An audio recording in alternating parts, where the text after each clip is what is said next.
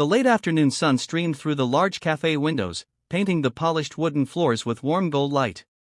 Dust motes floated lazily in the air, catching the light like tiny stars, while the soft hum of conversation created a comforting background. Anna moved gracefully between tables, her maroon dress peeking out from beneath a crisp white apron tied neatly at her waist. Each step she took was confident yet gentle, a rhythm perfected from years of tending to the small, bustling cafe. It was just another ordinary day, or so it seemed, until the bell above the door jingled in a way that made her pause. A man entered, carrying an air of quiet authority that drew immediate attention. His tailored suit was impeccable, his hair combed perfectly, and there was a subtle intensity in his eyes, a hint of sadness beneath the poised exterior. He scanned the room slowly, as if measuring the air and the people within it, before finally settling into a corner seat. Anna approached him with her usual gentle smile. "Good afternoon, sir. Can I get you something to drink?" she asked, her voice warm, but professional. The man's eyes flickered down and then back up, locking on something small but brilliant on her wrist. It was a silver bracelet, delicate yet unmistakable, a tiny heart charm dangling from the chain. Jonathan's breath caught in his throat. It was impossible. This bracelet, it had belonged to his wife. He hadn't seen it since the day she had passed. He had buried it with her, or at least he thought he had. Yet here it was, shimmering in the sunlight, clasped gently around the wrist of a stranger. "Excuse me," he said, his voice betraying a tremor of disbelief, "where did you get that bracelet?" Anna looked down at her wrist, then up at him, her expression calm yet curious. "Oh, this," she said softly, tilting her wrist.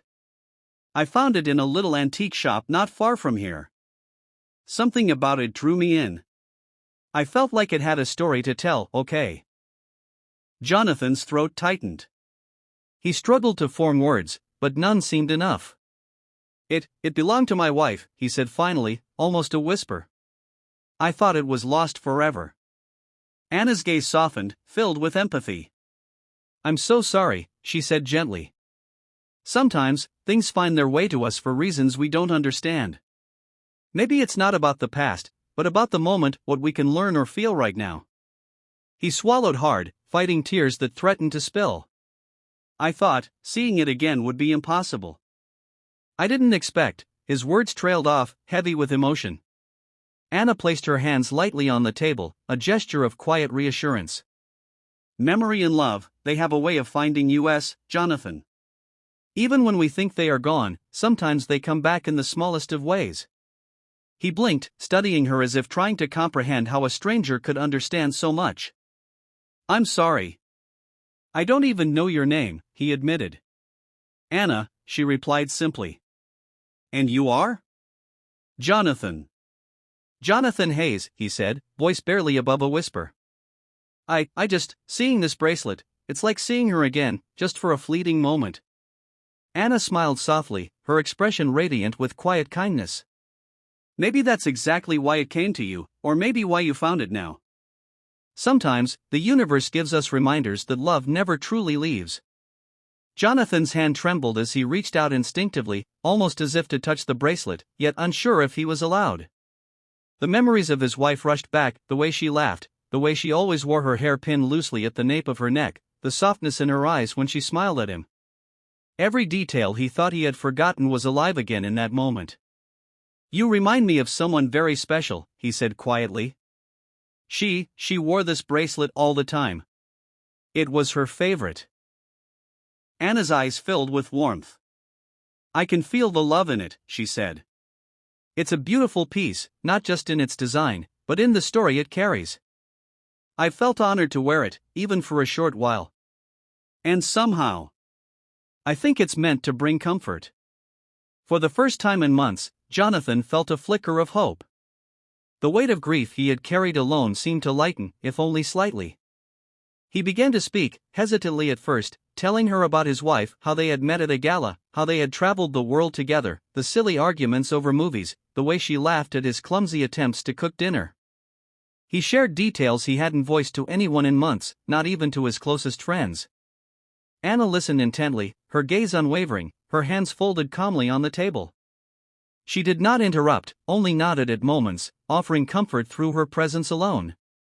She must have been an extraordinary woman, she said softly, when he paused, voice thick with emotion. And the love you shared, it's still alive, Jonathan. Love like that never really dies. It transforms, it lives on in memories, in acts of kindness, in stories told and retold. Jonathan swallowed hard. Tears welled in his eyes, and he could barely nod. I thought, losing her meant losing everything, he admitted, voice trembling. But seeing this bracelet, talking to you, it's like I can feel her again. And maybe, just maybe, I can learn to move forward. Anna reached out, her hand brushing lightly against his, a small but grounding gesture. There's always hope, she said softly. Even in grief, even in sorrow. We carry love with us, in memories, in objects, and in the kindness we share with others. Sometimes, the smallest gestures change the course of a life. The cafe remained quiet around them, but the space between them was filled with unspoken understanding. Jonathan realized that he hadn't felt this connected, this alive, in months. Anna had offered him more than comfort, she had given him a lifeline, a chance to reconnect with the beauty in life despite the pain of loss. Days turned into weeks, and Jonathan found himself returning to the cafe, drawn not just by the bracelet, but by Anna herself. Each conversation brought him more solace, each shared smile lightened the shadows in his heart. He watched her interact with the customers, noting the warmth, the care, the way she remembered their preferences, how she moved gracefully with an effortless charm. One evening, as the cafe was closing, he lingered by the counter. Anna was clearing the last tables, her maroon dress catching the dim light, her white apron tied neatly, still adorned with the silver bracelet. Jonathan realized that this bracelet had become more than a connection to the past, it was a symbol of resilience, of hope, and of the beauty in human kindness. Anna, he said softly, would you let me take you out to dinner?